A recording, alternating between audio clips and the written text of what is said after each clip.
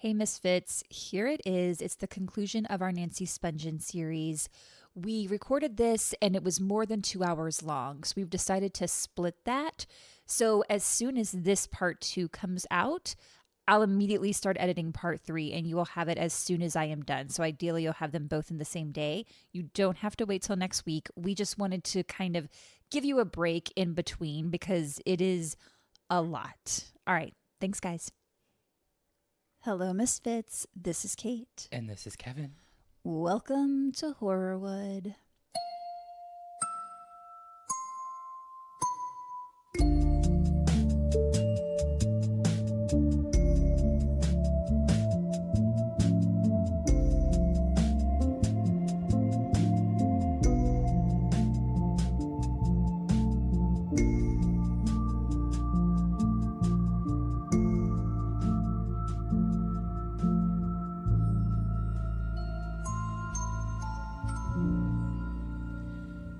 Thank you to everyone for your patience while I worked on getting this episode out to you. Thank you for all of your comments. I put a story up on Instagram just about how, this is a massive episode and I wasn't able to get it out on Monday. So thank you to everyone who was like, it's okay. And I also want to thank everyone who sent us your comments on part 1. It made my day. It made my week. I'm glad that so many people responded to it. I want to reiterate, I could not have found any of that background on Nancy if it hadn't been for her mom's book, which again is called And I Don't Want to Live This Life by Deborah Spungen. So thank you to everyone who has listened and who is tuning in again now.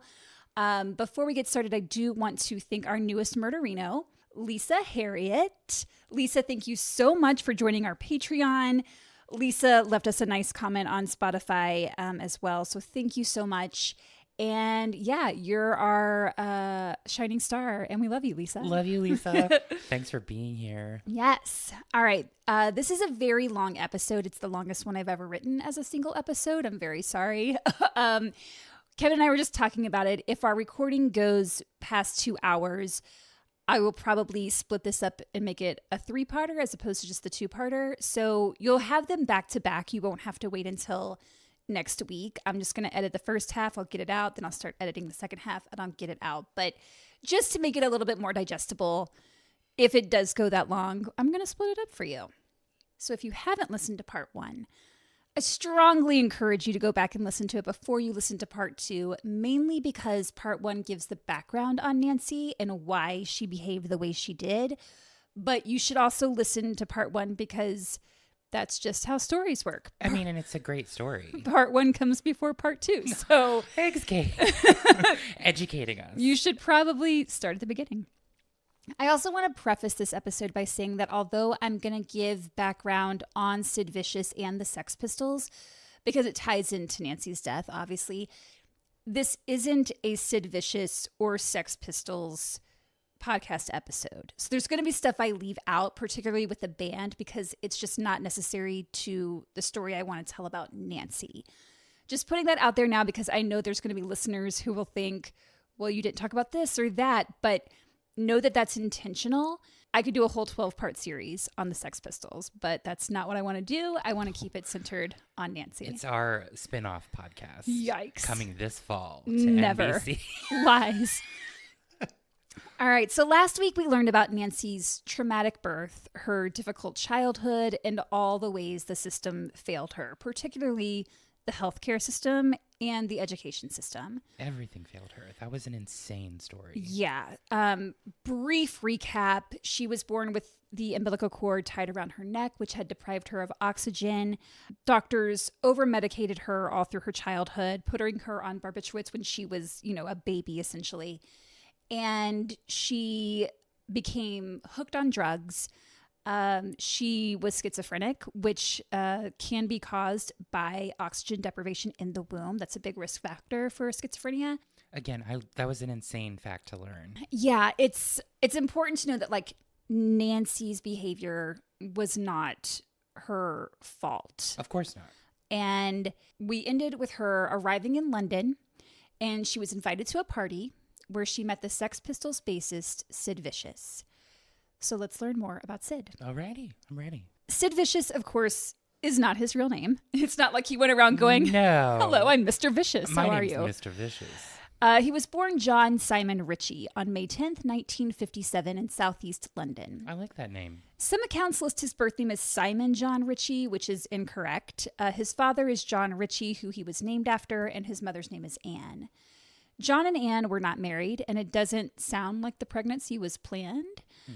Sid's dad, John, abandoned the family when Sid was a toddler, so for a long time, it was just Sid and Anne. Anne always called him Cy, or Sime, short for Simon, which was his middle name. And my guess is she used his middle name because she didn't want to call him the same name as the man who walked out on her. My guess. For the purpose of clarity in this episode, though, I'm just going to refer to him as Sid, and we'll talk about how he got his stage name in a bit. Okay. One of the books I read in my research is called Sid's Way, The Life and Death of Sid Vicious, the official biography. One of the authors of that book is Alan G. Parker, who also did a documentary about Sid and Nancy that I watched. He's written multiple books and directed a couple of documentaries on Sid and Nancy, and he was able to interview a lot of people from Sid's life for his research. Alan also befriended Anne, Sid's mom, so a lot of the information about Sid's childhood comes from her account. Wow.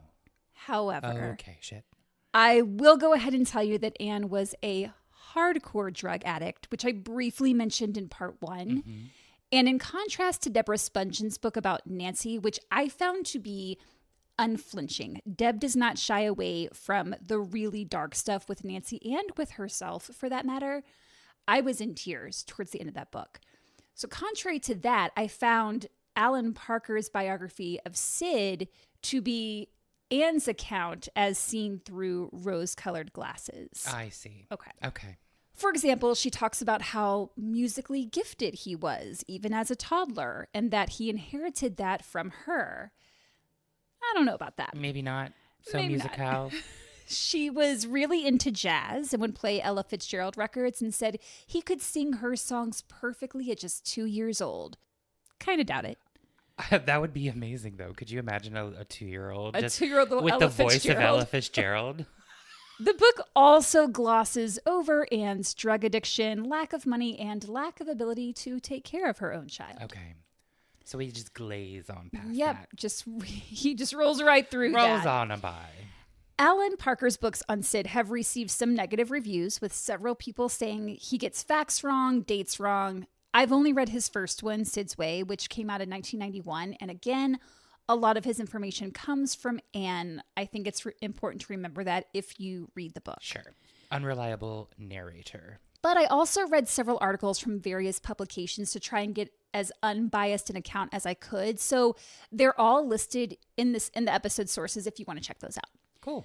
According to Anne, prior to John abandoning the family, they had planned a vacation to Ibiza.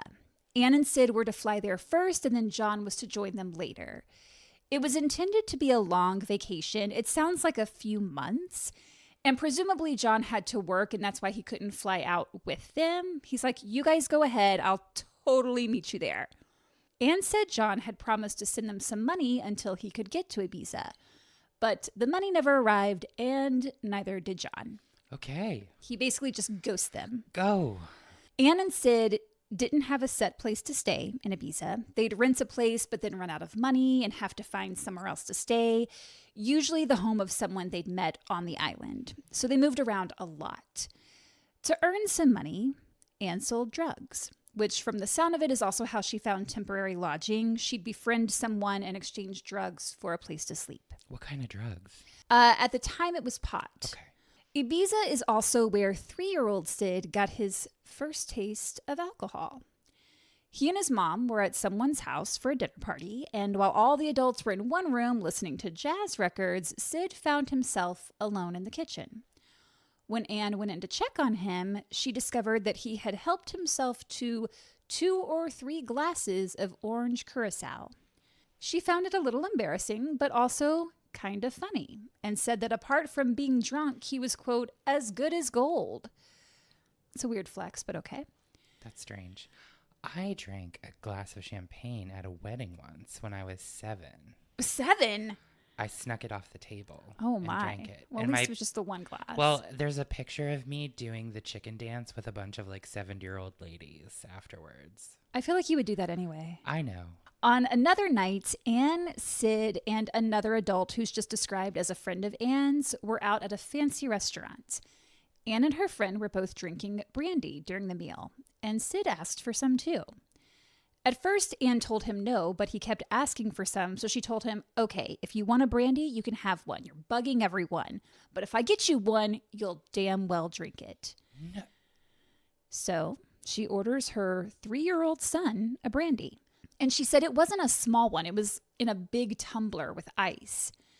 And she watched to make sure he drank the entire glass.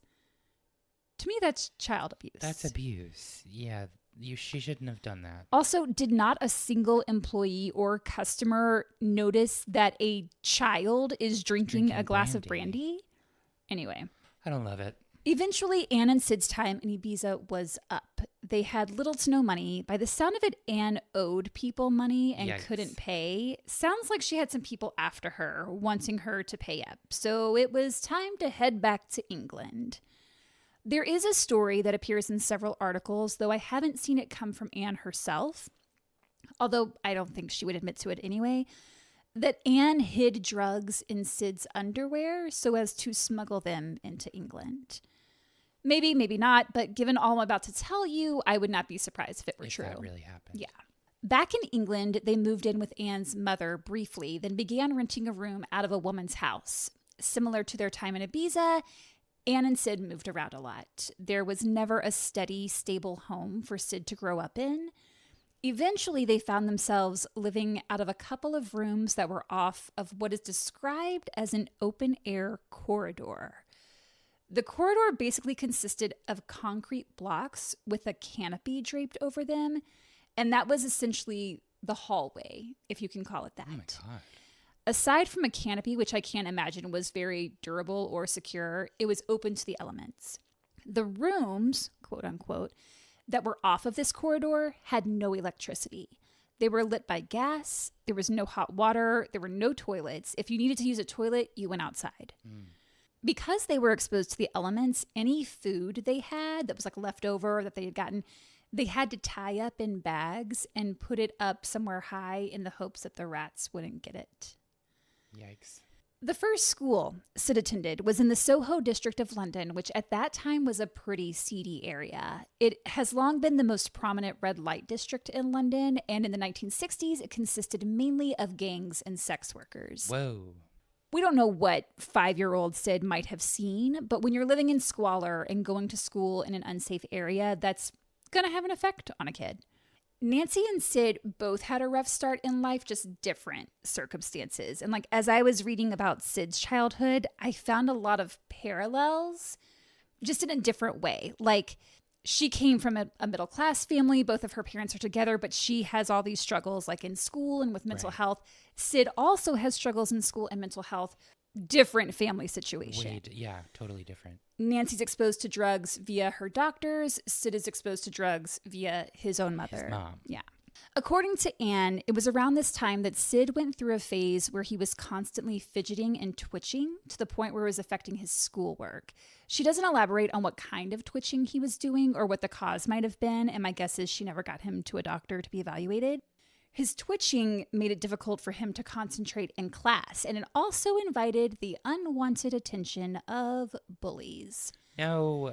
Kids would make fun of him for it, especially one kid in particular named Lionel. Fuck you, Lionel. Sid and Anne referred to him as Lionel the Terrible. Sid and Lionel often got into physical fights, and Sid would come home covered in scratches. Anne said she talked to the school about it, but they basically told her that they didn't want to be too hard on Lionel because he had a, quote, character disorder and had already been to several psychiatrists. Anne decided to put Sid in a new school, one that, quote, attracted a nicer type of child. That's another parallel with Nancy. She had trouble with kids at school, and so the Spungens moved to the suburbs. Deb was like, we got to get away from these damn city kids. Moving to a new school didn't really help Sid. He didn't like school. He liked art and history, and that was about it. One of his progress reports from that school described him as, quote, bright, witty, intelligent, but inconsistent in concentration. Anne said he had trouble with memory. Like, she'd ask him what he had for lunch at school, and he either wouldn't remember or he'd list off everything he didn't eat because he didn't like it. Anne said, this is a quote, mind you, I always cooked him a meal at night. Looking back, it's perhaps as well. Otherwise, he'd have starved to death. He did love my cooking, though. When you really think about that statement, you see what I mean about Anne. She's not Mother of the Year. She's basically saying, good thing I fed my child. So he didn't die. Exactly. You're his mom. It is your job to feed him. Sid's time at his new school was short-lived because he and his mom once again relocated, this time to Oxford. Whoa. She bounced around from job to job and never had much money, so just like in Ibiza, once the money ran out in one place, she'd grab Sid, grab their belongings, and move along. It was at Oxford that Anne met and quickly married Chris Beverly. However, just 6 months after they wed, he died unexpectedly. Some sources say kidney failure, others say cancer. Oh my God. Yeah. Anne had taken Chris's last name and would use it for the rest of her life. Sid temporarily used the last name of Beverly for a while. So his dad walked out on him. His stepdad dies suddenly, and he's never known a stable home. So not a great start. Well, and his mom's plying him with alcohol and exactly lots of other fun stuff, I'm sure. After Chris's death, Anne and Sid packed up and moved again. Chris's family helped them out by getting Sid admitted to a private school that was run by the same woman that had been Chris's nanny when he was a kid. So despite that Anne and Chris knew each other less than a year, his family did take part in Sid's life for a little while. Okay. This period of Sid's life is interesting because Anne wasn't really part of it for about a year. He was 9 years old and he lived at the private school during the week, and on the weekends, Chris's ex-nanny would take him to Chris's mom's home to stay. Okay. Anne at this time was living and working just a half hour away. It's not like it was a big commute, which leads me to believe either she couldn't or didn't want to take care of him, or Chris's family saw that Anne was unable to care for him, so they stepped up.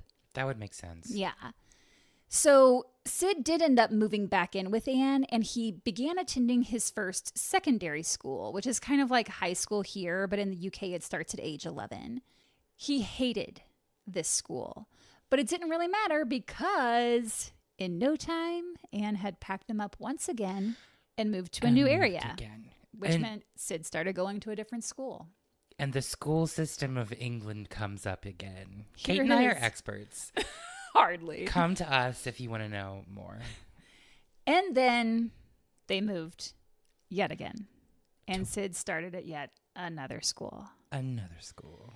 By 1973, Anne was a full-blown heroin and opiate addict and not in any shape to mother her child, not that she ever really had. Sid remembers going up to her one day and she brushed him aside because he was in her way while she was trying to shoot up. Oh my God. They would get into fights, and after one particular fight, she kicked him out. He was just about 16 at the time.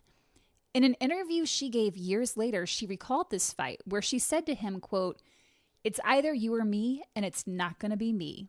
I've got to try and preserve myself, and you just fuck off."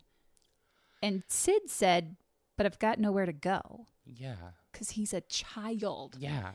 And Anne told him, "I don't care. You fucking sleep on a park bloody bench. Just fucking pack your bags and go." That's horrendous. Mm-hmm. I don't... Yikes.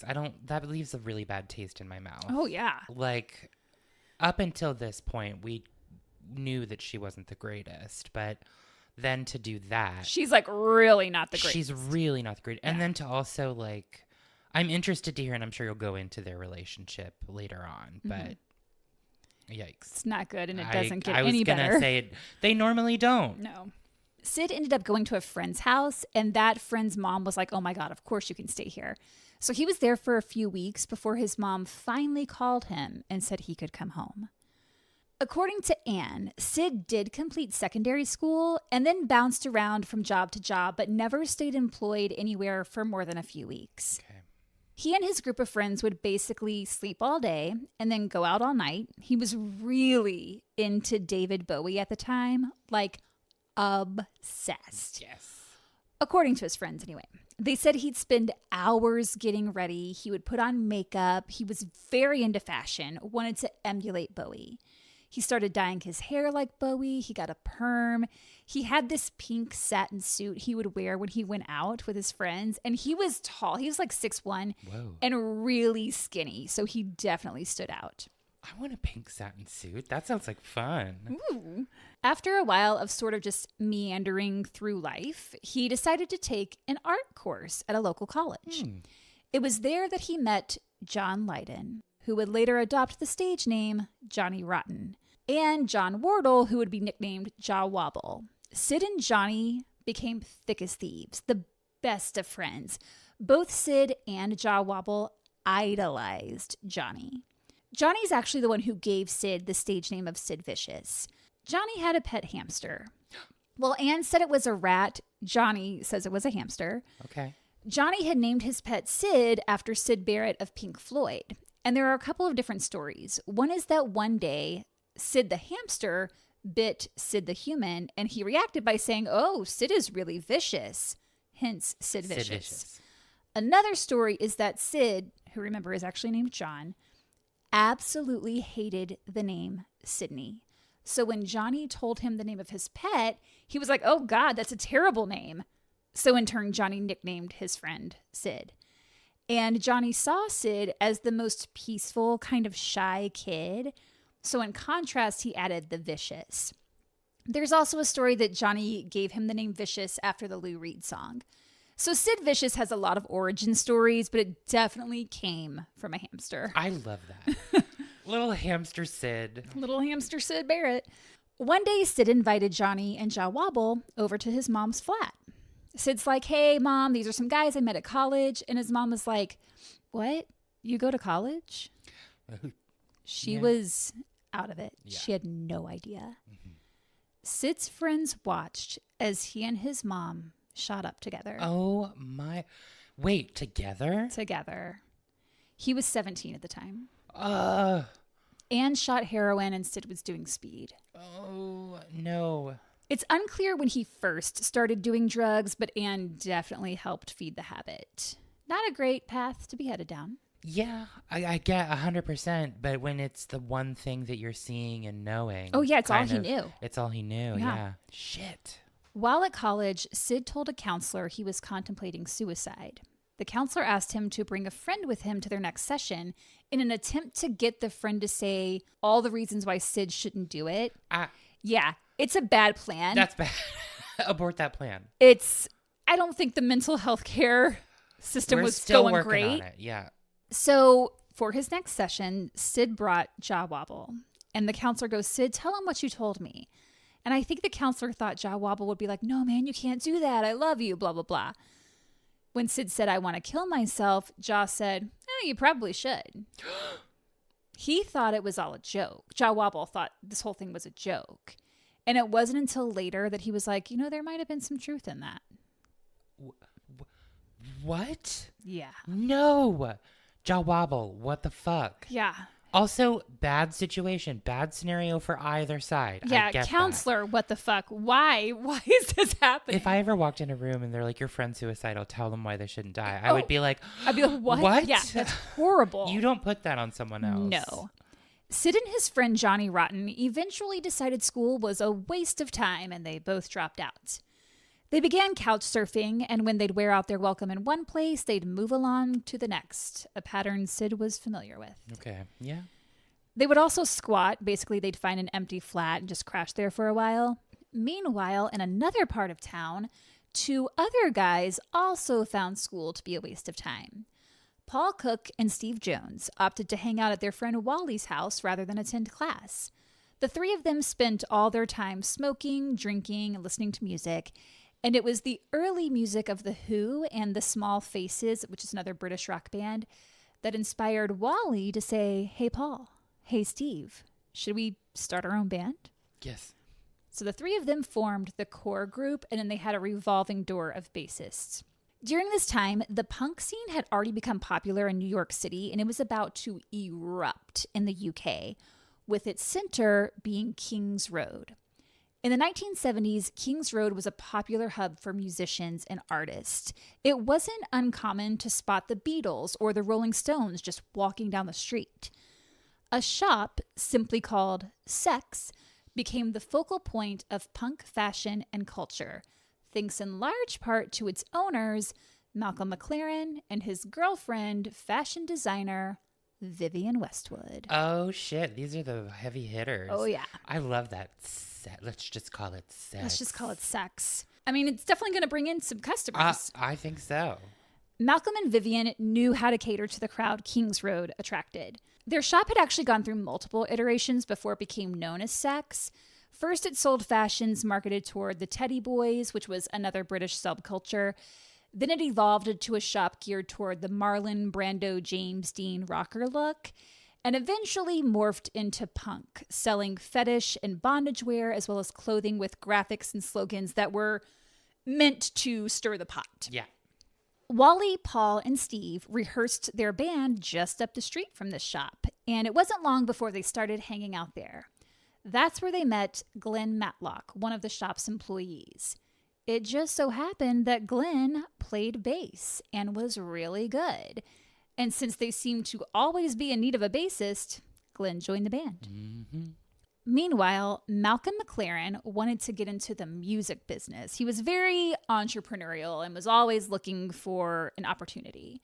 He specifically wanted to be a manager. He'd briefly tried and failed to manage the New York Dolls in the US, but ended up returning to England after just 6 months.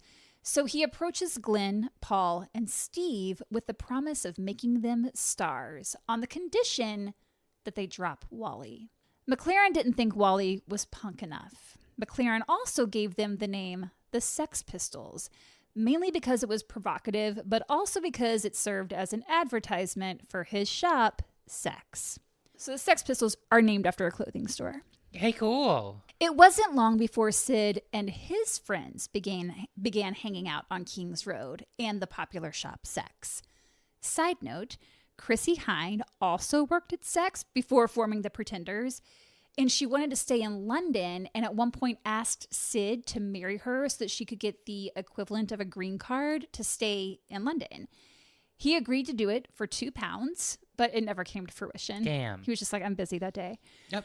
She did, however, give him the padlock that he always wore around his neck. Almost every photograph has him wearing that. It was something he was known for. Mm-hmm. So I just thought that was interesting that that's from Chrissie Hynde. With Wally out, the Sex Pistols needed a front man, and the gig went to Johnny Rotten. Mm. If Sid idolized Johnny before, he basically worshipped him now.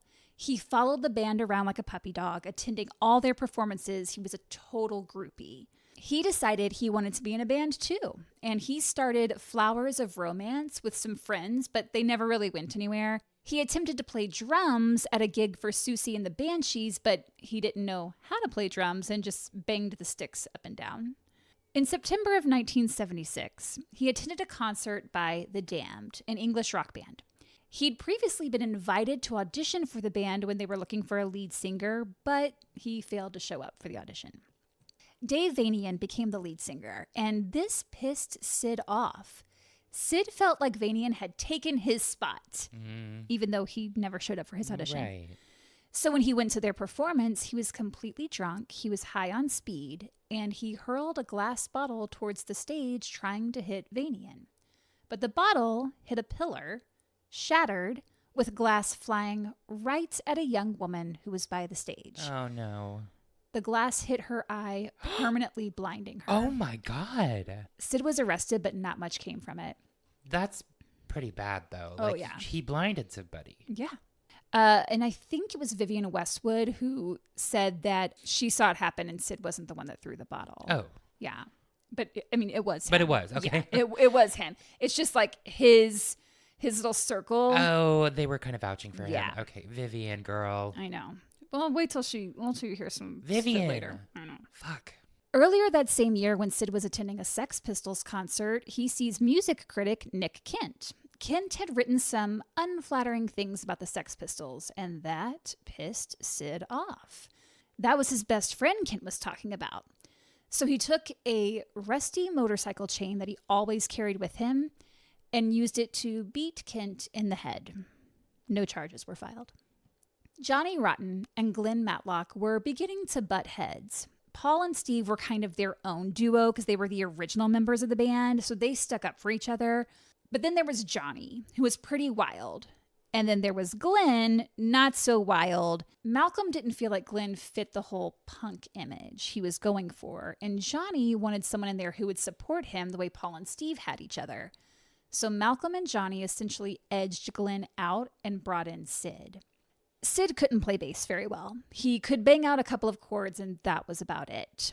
On the one and only studio album the Sex Pistols put out, Sid is only credited on 2 of the songs, and even those, Steve Jones had to dub over because Sid wasn't very good. Oh my God. There's only one Sex Pistols album? Only one studio album. They came out later, like, here's our live album from this one concert we did, but that is the only studio album that they ever produced. That's crazy. I didn't know that. I thought, I'm not into, I mean, not to say I'm not into that kind of music, but like, I don't know the history. Oh, I didn't know about it either until I got into this. And then I went down a rabbit hole. Because I hear Sex Pistols. Oh, yeah. Named all the time. They and were I just crazy assumed, famous in England. Like, I just assumed that they were just like this multi-generational, like, just putting out hits and albums. Not at all. The case. Not at all. Wow. That's what's so interesting with them. That's crazy. Yeah. And they were a very short-lived band as well.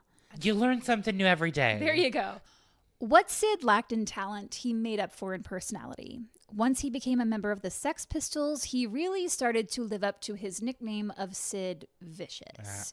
What's bewildering to me is that in all these documentaries, most of his friends describe him as really shy, funny. They say, oh, he was such a sweet kid. But there was definitely a different side to him. He has so much anger inside of him, understandably. I can imagine why. In an effort to get attention or to try and prove how tough he was, he would self-harm. He'd burn himself with cigarettes, cut himself. One time his friend saw him take the tin lid from a Heinz baked beans can that had been like can openered off. You know what I mean? And he slashed himself with it. Johnny Rotten's dad once said that if Sid wasn't getting attention, he'd slash his arm or something so that you had to pay attention to him. He was doing a lot of drugs at the time. He was living with his mom, and she was his main supplier. But make no mistake, Johnny Rotten was also doing a lot of drugs, and I'm sure Sid got drugs from him as well. Sid definitely had a violent side. Jah Wobble witnessed Sid get into a fight with someone at a house party and stabbed the guy with a meat fork. And trigger warning here for animal torture. No. And I'm so sorry, Kevin. Skip ahead maybe 20 seconds if you don't want to hear it because it's very upsetting. I can't skip ahead. I know, I'm sorry. But the listeners can. Jah Wobble witnessed Sid kill a cat by throwing it out of a window. Another friend watched him torture and kill a cat by taking a belt, wrapping it tightly around the cat's throat, then holding the cat up by the belt as it slowly strangled to death. He then instructed his friend to take it and toss it in the dumpster. He has complete disregard for life, it seems. Well, I hate him, so... Yeah, he's not a good dude. I mean, granted, like, sure, he had a rough start, but that's not... That's next level. That's really... I mean... And he never got help and no one stepped in to help. Right. And that was part of it too, is that, and I think it's Jah Wobble who says this in a documentary, that no one wanted to step in and help because he was the embodiment of the punk ideal. He had that attitude, this like anti-establishment, I don't care. So people kind of fed that. Like they let him do these things because of the representation of what he was putting out there. Yeah, that was and the so scene. so he could get away with that kind of shit. Exactly. And no one would bat an eye because he's a punk rocker dude, Right. man. Exactly. Ick. Yeah. Bad friends. Those poor kitties. I can't. There's a documentary where one of the guys talks about the belt situation, Nope. and it was It was the most horrifying thing. Like, I was like, I can't listen to this ever again. And then he met Nancy Spungen. Well, fuck. Sid's bandmates and even his mom all say the same thing, that Nancy just wanted to hook up with a rock star, that she tried getting with other band members, that Sid only got together with her because he felt sorry for her. God. They hated Nancy. It didn't help matters that shortly after meeting, Sid was diagnosed with hepatitis.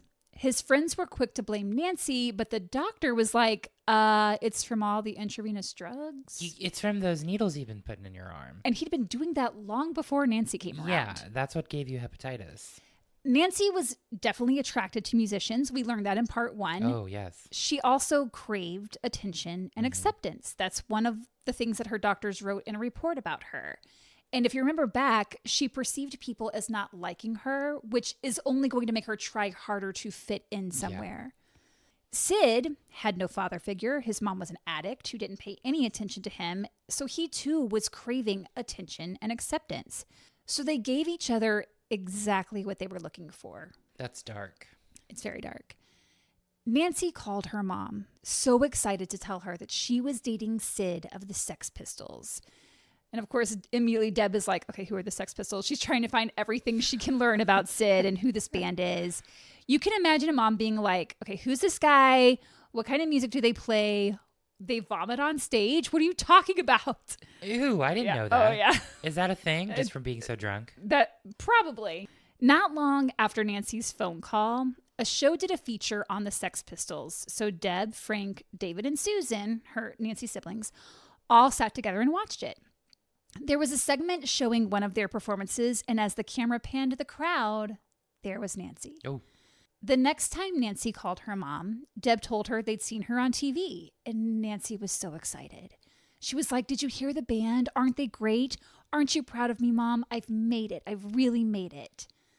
I think she really did feel like she'd found her people, that she was doing something worthwhile, and I think it made her feel important. Sounds like she found a community she kind of fit in with and that fed her needs maybe in not the best way, but I think she felt she fit in, like that was the scene she wanted to be in, is what I mean by that.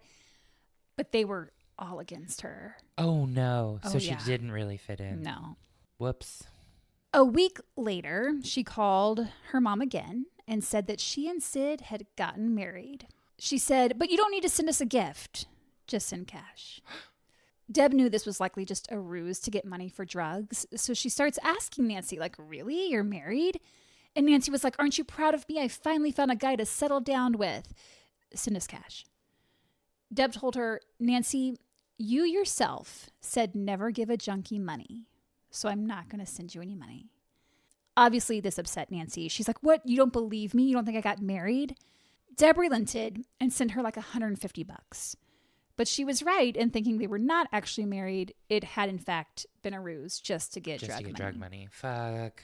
Because she's addicted to drugs, right? And Sid's very addicted to drugs. So I'm assuming now they're only now fueling. It's just, exactly. It's just...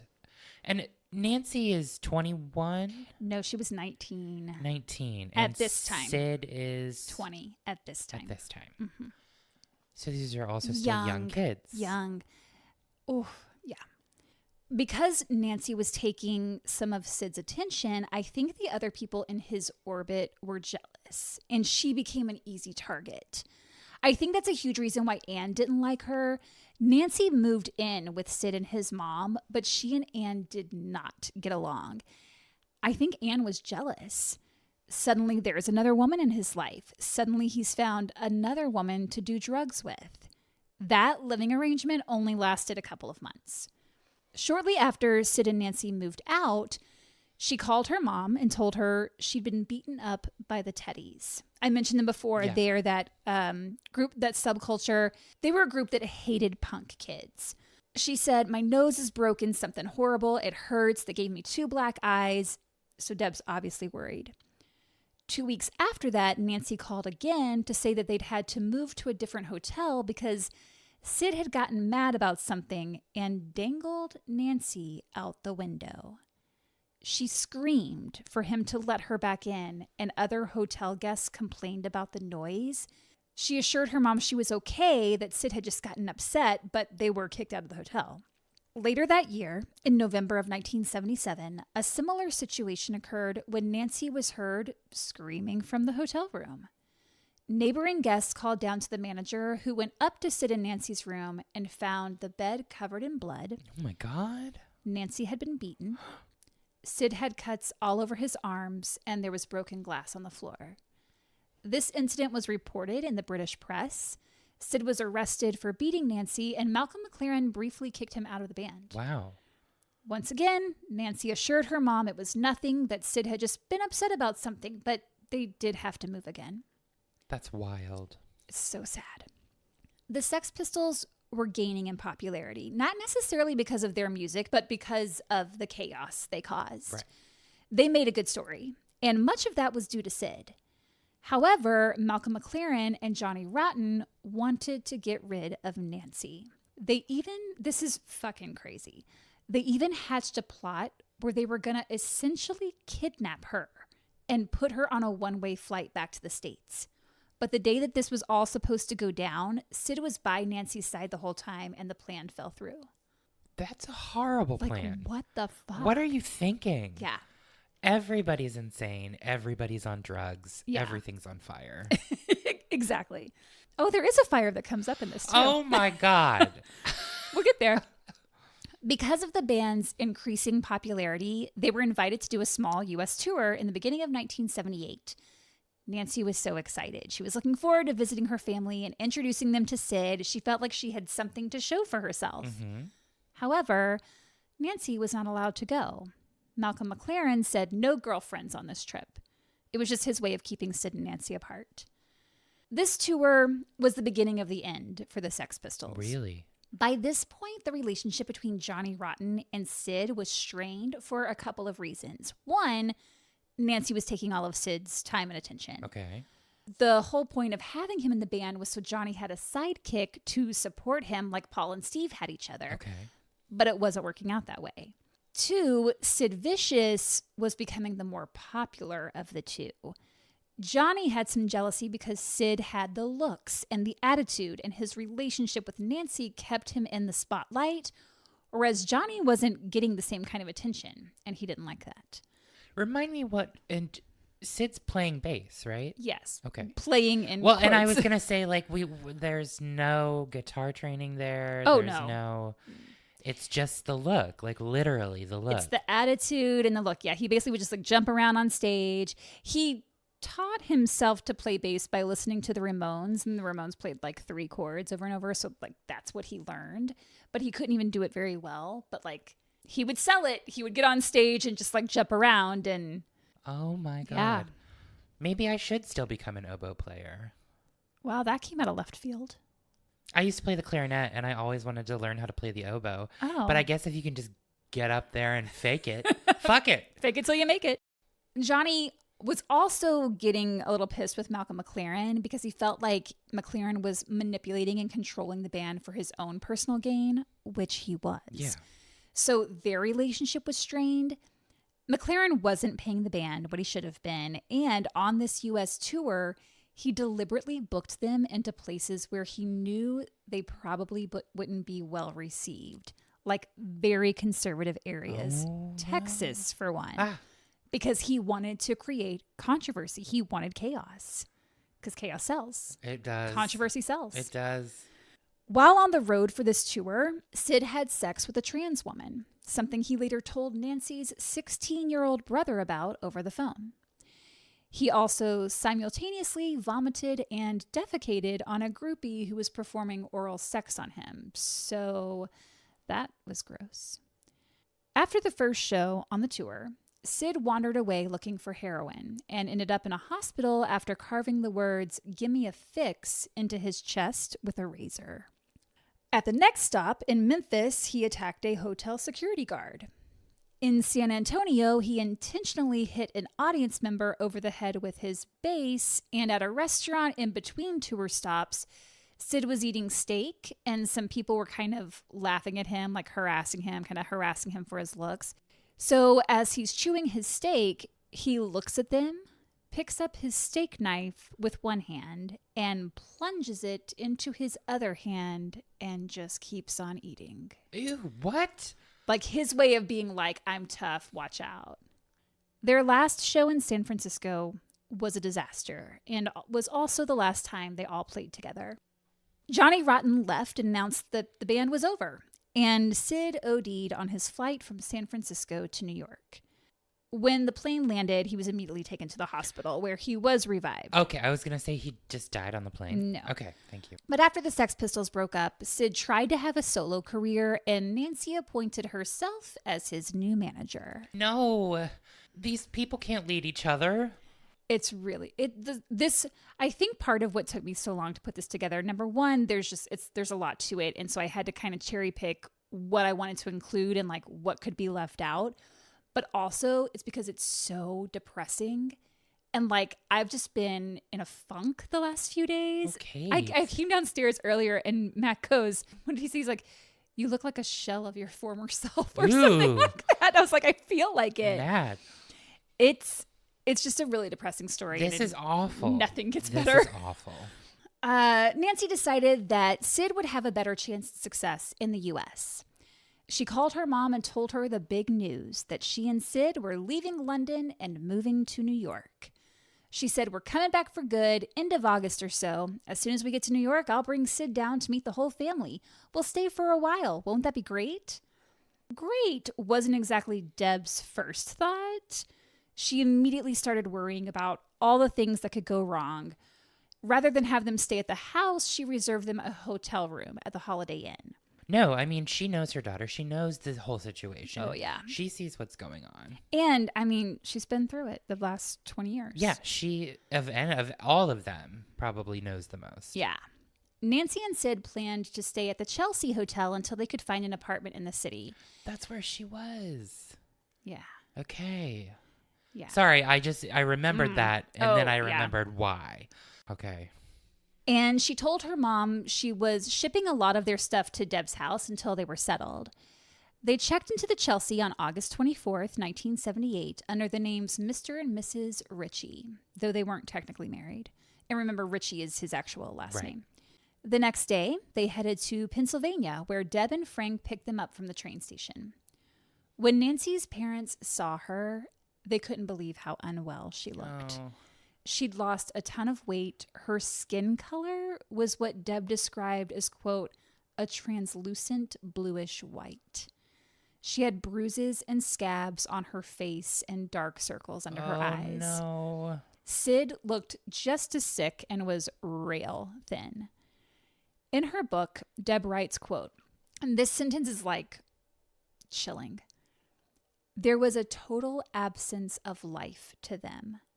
It was as if the rest of the world were in color and they were in black and white. Jesus. When Nancy introduced Sid to her parents, he stuck out his hand to shake theirs, and Deb said when she shook his hand, it was, quote, wet and limp, a boy's hand. Gross. You could feel that. I could feel that in my hand.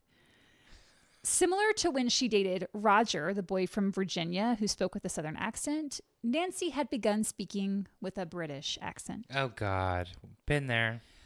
When they arrived at the house, Nancy was so excited to show Sid the place. She took him by the hand and was dragging him from room to room like, Sid, you have to see the upstairs. Sid, you've got to come out to the garden. It's like when you're a kid and you're having a sleepover and you're so excited to like show your friends all your toys and here's the TV room and all that. Like they were both so childlike. Sid was in awe of the Spungens' home. He just kept saying, it's a fucking palace. It's a fucking palace.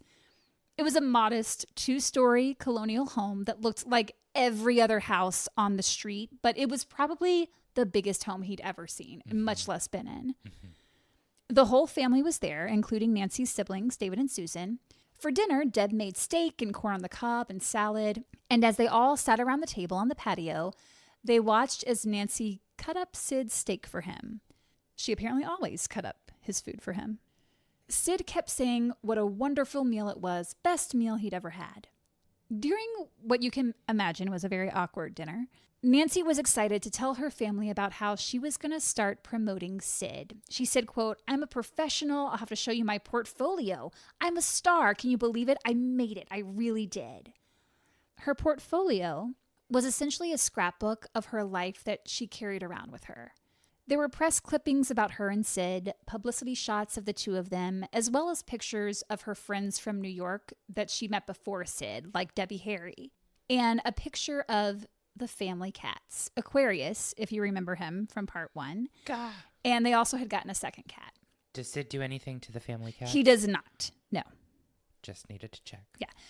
It is interesting, though, if you remember in part 1, like when she had Aquarius in the bag. Yeah, and she didn't know what was going on. And she was going to throw him over the railing. Yeah. Again, like there's parallels. It's weird. Yeah. Yeah.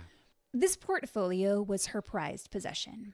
And it should be noted that she took it with her in her luggage from London as opposed to having it shipped with the rest of their belongings. It just shows you how much it meant to her. Newspaper clippings about Sid, some of his leather cuffs and accessories, and his gold album. Nancy shipped all of that. The sole album of the Sex Pistols did go gold in 1977, and Sid was presented with a gold album, despite being credited on just 2 tracks that were dubbed over. By the time their belongings arrived stateside in September, the glass covering on that gold record had shattered. It's just interesting to me that Nancy chose to ship those things, but held on to her scrapbook. Yeah. My guess is Sid didn't care what happened with his stuff. I don't think he really cared much about that. Yeah. So Nancy was like, okay, we'll just ship it then. We won't worry about packing it, but she was not going to part with that scrapbook. I think it was the one thing she could show people to be like, look, I accomplished something. Even though it was mostly stories and photos of Sid that included her simply because she was there, to her, I think this was a big accomplishment. Like, I've attracted this punk star. I must be special. You know what I mean? It's sad. It's sad to kind of, but I understand. You know what I mean? I understand where she came from and her background and how she's feeling. And to her, this feels like success. Absolutely. It's not. It's not. But to her, it feels like it. And it breaks my heart that that's hard. That evening, Nancy encouraged Sid to play guitar for her family. David had a guitar that he was able to use because Sid didn't have one with him, which I think is also just telling. Like, oh, the bass that I played in that famous band? Yeah, like if you're a bassist, like I feel like you have your bass. Yeah, I feel like you bring it with you. I don't know. If I had a bass, I don't play it. I'd still bring it. Nancy makes a big presentation. Like, everyone come into the den, listen to Sid play. Oh. So everyone gathers around to listen to this star play. So there's all this buildup. They're all looking at him. And he takes the guitar and he plays 2 chords, and not well. Deb said in her book, quote, "Sid proceeded to bang out 2 chords, clumsily and with great difficulty. Then he stopped and looked up, grinning crookedly. That was it. That was what he wanted to show us. Our cat could have played it." Snap. Nancy, however, thought he was great. Sid then hands the guitar back to David and encourages him to play. And David, having only taken lessons for 6 months, proceeds to play far better than Sid. For one, he could play a whole song, not just 2 chords. Before the song was even over, Sid was half asleep on the couch. So Deb offered to drive them to the hotel. She takes them to the Holiday Inn, and she's like, all right, bye, I'll pick you up tomorrow. And Nancy's like, wait, walk us to our room. Like a little kid would ask. It's like Nancy mothers Sid, but she still needs her mom to do basic things. Yeah. Once Deb got them settled, she asked when she should pick them up the next day, and Nancy said to call them at noon. At noon the next day, Deb calls. They're still in bed. Nancy tells her to call again in an hour. Deb calls back at 1. They're still in bed. Oh my God. But Nancy says they'll be ready to go in an hour. David was the one to pick them up, and when he got there, they weren't waiting for him in the lobby like he thought they'd be, so instead he had to go up to their room. He knocks on the door, and Nancy says, come in. And when David opened their hotel room door, he sees his sister and Sid still in bed. They were both naked, and they were watching cartoons on TV. They somehow managed to stagger out of bed and get dressed. Do they take a shower? No. Do they brush their teeth? No. They just each take a swig of methadone that they'd smuggled onto their flight inside of a dish soap bottle and said, all right, let's go. On the drive to the house, Sid and Nancy were both sitting in the back seat, and Sid was hungry. But rather than say like, hey, David, you mind stopping somewhere so I can grab something to eat? He instead leans over to Nancy and whispers, I'd really like a hamburger. So Nancy says to David, Sid wants a hamburger. David's like, all right, is McDonald's okay, Sid? Again, Sid leans over to Nancy and whispers, that's fine. Nancy says to David, that'd be fine. So you see the type of relationship this is. But I see it, yeah. Yeah. He needs her to take care of him, and she needs him to need her. Uh-huh. She loved the role she had in his life because he made her feel important. It was a very codependent relationship. Ugh. While at the house, Nancy and Sid swam in the pool, but after about 10 minutes, Sid started to feel sick. So they went inside, where Sid laid on the couch with his head in Nancy's lap, and Nancy just stroked his hair like he was a child. The two of them watched cartoons and smoked cigarettes on the couch for the rest of the afternoon. Every now and then they would fall asleep, lit cigarette in hand, and ash would fall on the couch. Deb saw this, but got tired of holding an ashtray ready to catch their ashes because she'd been doing that. Like she'd see it fall and then she'd like run over. And she was like, what am I doing? She knew it was pointless to say anything to them because anything she said went in one ear and out the other. Right out the other. So Deb goes into the kitchen, and a few minutes later, Nancy comes in, and she says, Mom, would you take me to the hospital? Deb's like, why? Nancy said, I got beat up by the Teddies a few weeks ago, and they pulled my ear off. A doctor sewed it back on, but I forgot to get the stitches out. What? Nancy pulls back her hair, and sure enough, there is a row of stitches from the top of her ear to the bottom, as well as scabs and bruises along her hairline. Being a Saturday, Deb knew that her doctor wouldn't be in, and the hospital would have a massive wait. Have you seen the pit? No, but I want to watch it. It's so good. So Deb sterilizes a pair of toenail scissors and took those stitches out herself. That's a mom. Yeah. No, that is for sure. Then Nancy went back to Sid. They made themselves a couple of vodka and tonics and started making out pretty heavily on the couch while Deb was in the room. They're just completely ignoring her, or they were oblivious to her. Who knows? And they're just going at it. By this point, Deb had grown apathetic toward Nancy's behavior. She knew that despite how badly she wanted Nancy to get off drugs, get her life together, she could never get through to her. It's always that thing that people talk about around it of like you have to sort of want to be able to help yourself to get better.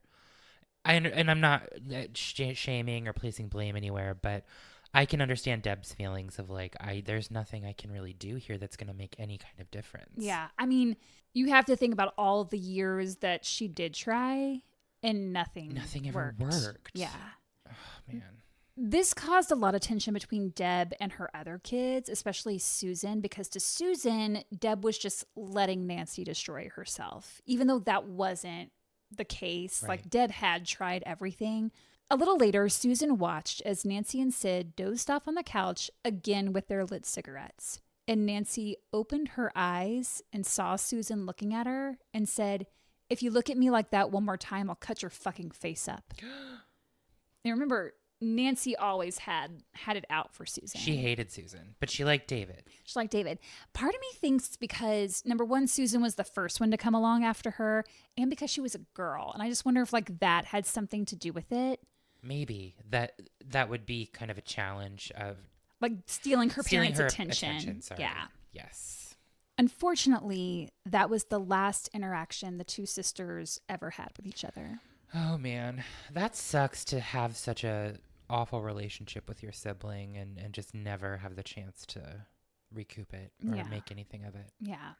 Susan hung out in another room until Nancy and Sid went back to their hotel that night, and the next morning they were on the train back to New York. All right, that is where we're going to end part 2. I am immediately going to get started editing part 3, and then I will have that out to you today. We're not going to make you wait for it. You will have the entire story today, part 3 is the last one. So thank you for listening and stay tuned for the conclusion.